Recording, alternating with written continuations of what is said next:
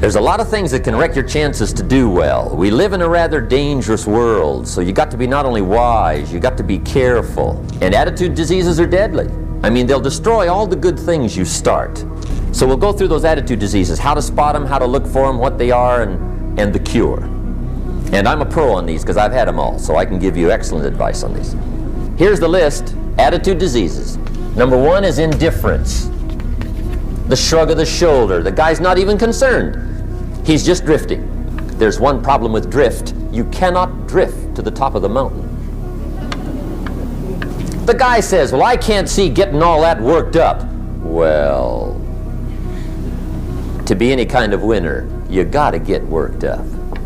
Here's the key to the good life: learn to put everything you've got into everything you do. Whatever you are doing, pour it on. It will quickly open up into opportunity or quickly disclose to you that you ought to be doing something else. The delusion is, if I had a better job, I'd really pour it on. See, that's delusion. Wherever you are, pour it on. See, that'll help change your life. Get rid of this disease. Here's the next attitude disease: indecision. Mental paralysis. The guy can't make up his mind and it becomes a disease. Pretty soon he knows he's got it. The guy says, well, I know I'm on the fence. But he says, what if I get off on the wrong side? Listen, after a while it doesn't matter. Just get off. Any side will do. Here's the best way to live: one way or the other. That's best. Pick a direction and go with everything you got. Just pick one and go. Somebody says, yeah, but what if it's the wrong direction? You'll find out quicker. A life full of adventure is a life full of many decisions. The ones that turn out to be wrong give you better experience to make better decisions. So don't see how many decisions you can get out of, see how many you can get into. That's where the adventure is. So shake off this disease, indecision. The next one is doubt. Doubt's like a plague. And one of the worst is self-doubt. There are many, but that's one of the worst. The guy doubts himself. Doubts if it'll last that long for him. Doubts if he can do that well. Doubts if he can make that much. Doubts if he can accomplish all that. A chronic, excellent self-doubter. You can imagine what damage that does to your future. So here's the key: turn this coin over and become a believer.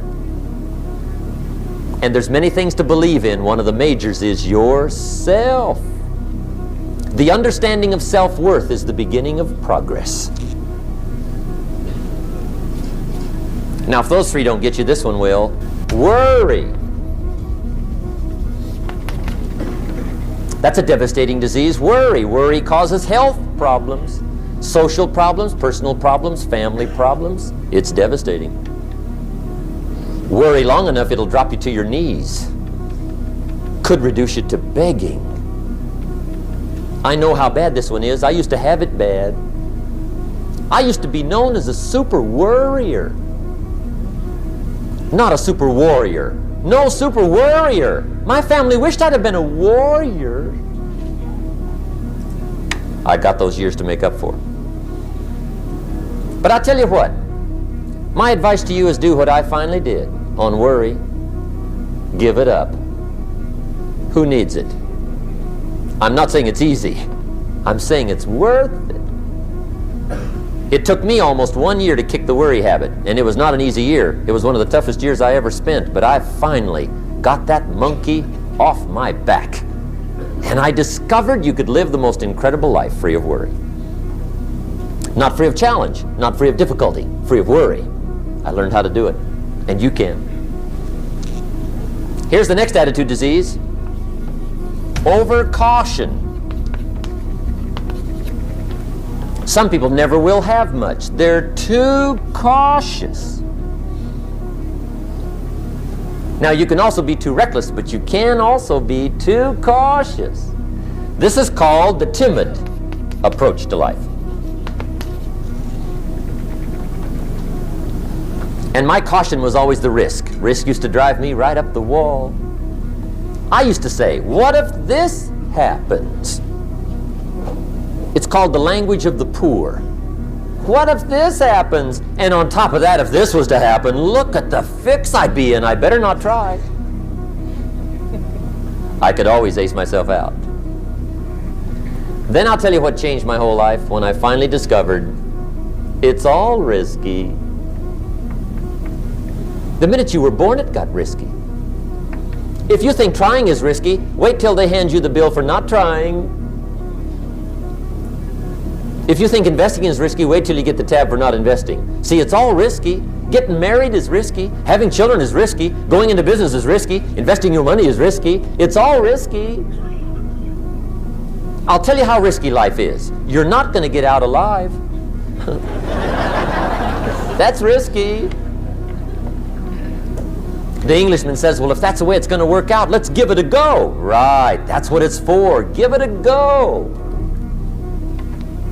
Somebody says, yeah, but I'm looking for safety and security. Fine, then huddle in a corner. We'll cover you with a sheet, bring you 3 meals a day. And we'll protect you, feed you, look after you, care for you. We won't let anything happen to you. And you'll probably live to be 100. The guy said, well, yeah, I'd live to be 100. But what a way to live. Right. What a way to live, safe and secure.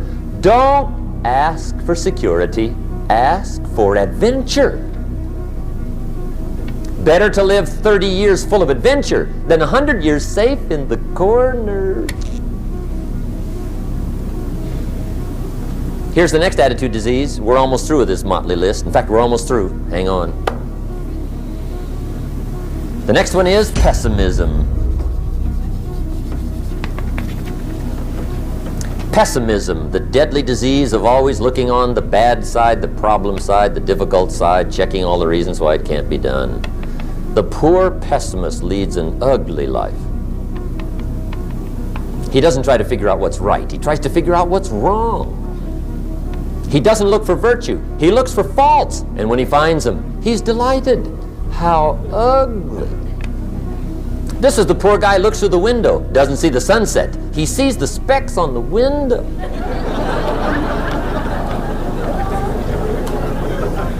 And this is the poor guy, right, who rushes up, takes such leave of his senses. This guy rushes up and he says, I've got 5 good reasons why it won't work.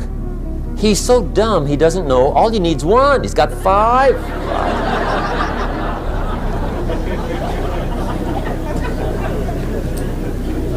To the pessimist, the glass is always half empty. To the optimist, the glass is half full. Why would the same measure affect people 2 different ways? Answer, it all depends on how you look at it.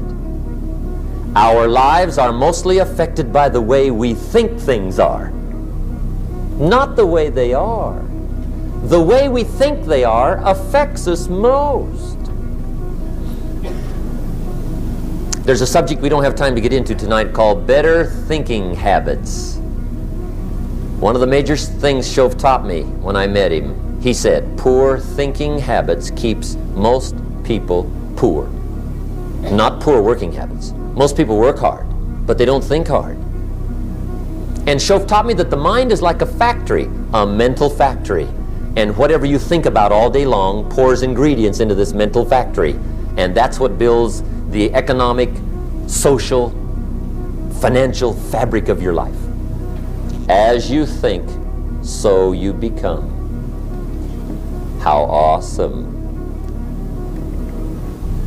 When he talked about poor thinking habits, he had me.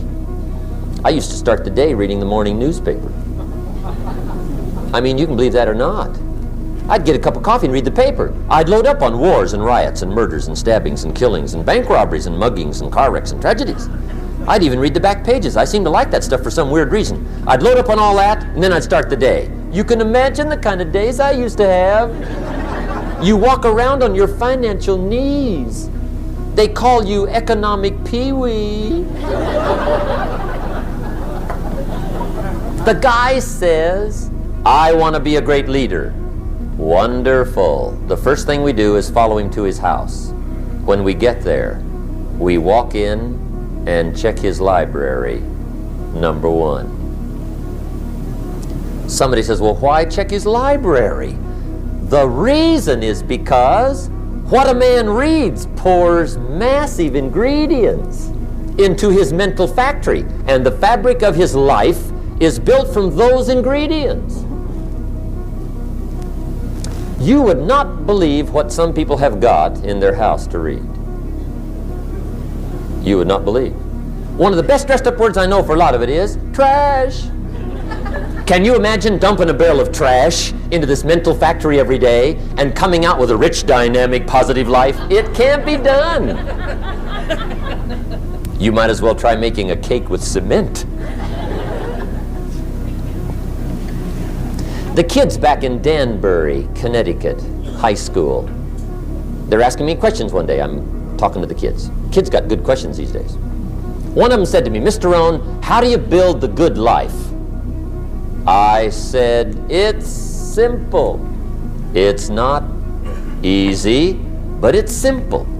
Here's how you build anything. Select the right ingredients, keep out the wrong ingredients, and it starts with thought. Everything starts with thought. So you must be wise and careful what you think about, because that starts everything. I asked the kids, what would happen if somebody dropped sugar in my coffee? They said, well, you'd be okay. I said, what if somebody dropped strychnine in my coffee? They said, well, you'd be dead. I said, correct. Lesson 1. Life is both sugar and strychnine. You gotta be careful. I said, what if my worst enemy drops in the sugar? They said, will you be okay? I said, what if my best friend, even by accident, drops in the strychnine? They said, well, you'd be dead. I said, correct. Lesson 2, watch your coffee.